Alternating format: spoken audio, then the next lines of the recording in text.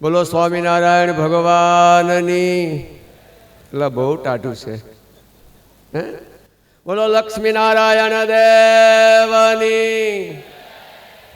પરમ કૃપાળુ વિષ્ણુદેવ ભગવાન શ્રી સ્વામિનારાયણ તથા ભાગવતના વક્તા નારાયણ નંદાજી સ્વામી તથા ધર્મ ધુરંધર 1008 આચાર્ય રાકેશ પ્રસાદ મહારાજજીના રૂડા આશીર્વાદ લઈને આવેલા બંને લાલજી મહારાજ તથા જેના માધ્યમથી આપણે આ ઉત્સવ ઉજવી રહ્યા છીએ એવા સત્સંગ મહાસભાના પ્રમુખ નવતુમ પ્રકાશદાસજી સ્વામી તથા વયોવૃત્તિ એવા ધર્મપ્રસાદદાસજી સ્વામી તથા કુઠારી સ્વામી, ચેરમેન સ્વામી વગેરે સંતોને બધાને જય સ્વામિનારાયણ. મને તો 1 મિનિટની 5 વર્ષની સાંભળેલી કથા બહુ ગમી.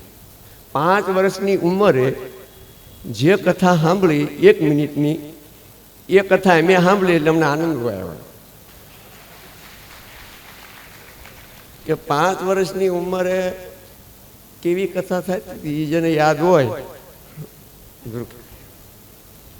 પણ વાત વિષ્ણુ સ્વામી અવતાર પ્રવચન ચાલતું હતું, એને વાત સરસ કરી હતી. એ કે આ તો ભગવાને મોકલેલા પાસા છે.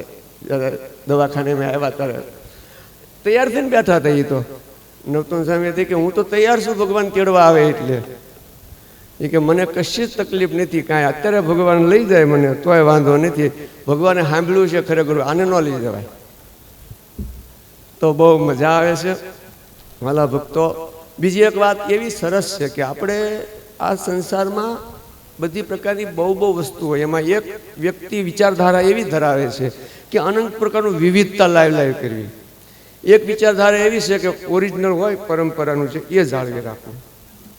તો મને આમ નવતુમ પ્રકાશદાસજી સ્વામી પર થોડુંક એવું માન વધે કે એને એવી બહુ રીત કે જેટલી ઓરિજિનલ ચૈતરી સમયો ભવ્યાથી ભયવન આવો ખબર નહીં લખ્યું છે કે દેખાતું નથી કાંઈ એટલે ચૈત્રી સમયો બસ ટૂંકી. અને પેલા સ્વામીએ વાત કરી ને એ તો મને મૃદંગ બહુ ગમે. મને ખબર નહીં નાનપણથી મૃદંગ બહુ ગમે. એમાં તમે ઓલું શીખવાડો છો ને મૃદંગ વાળું. હા, તો આજે ઓરિજિનલ આપણી પદ્ધતિ જાળવી રાખવી એ બહુ અગત્યની વાત છે. અને એવું કામ સ્વામી કરી રહ્યા છે એટલે સ્વામીને તો જેટલા આપણે ભગવાનને કહે એટલે એનો રાજીપો વરસાવે એટલો ઓછો છે. હે અને બીજું કે આવા સંતો બધા છે એટલે આપણે બધું સુખેથી કરી રહ્યા છીએ. દોના ચેરમેન સ્વામી, કોઠારી સ્વામી, વડીલ સંતો બધા ભેગા થઈને આ કરે એની આ મજા છે. હો હા, બાકી એ અમને ખબર છે કેવી મજા હોય ને કેવું બધું જામ હોય.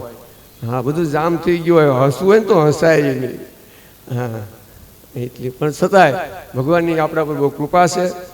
આપણે બહુ ભાગ્યશાળી છીએ અને આપણે ભાગ્યશાળી કરતાં ધન્ય ભાગ્યશાળી છીએ.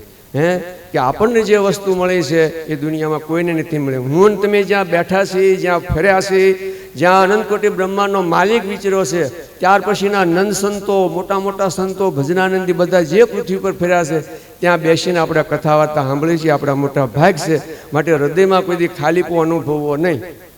અને જો ખાલીપો અનુભવશો તો જગતમાં તમારામાં ભરવાવાળા કેટલાય બેઠા છે. એટલે કાયમ આયા સુધી ભરેલું રહેવું. કોઈને કેવું કે તારું આડું મને ઉતરે ને અમે આ સહજાનંદ સ્વામીએ સ્થાપેલો સંપ્રદાય, આ એનું વડતાલ ધામ, આ બધું અમારા માટે પૂરું છે. એવું જો કરશું તો આપણા પર ભગવાન બહુ રાજી થશે. અને બાકી આપણા માટે અક્ષરધામ તો સસ્તું જ છે, પણ કોઈ અંદર દખલગીરી કરે નહીં તો. નકર બાકી તો કાંઈ અઘરું છે જ નહીં કંઈ.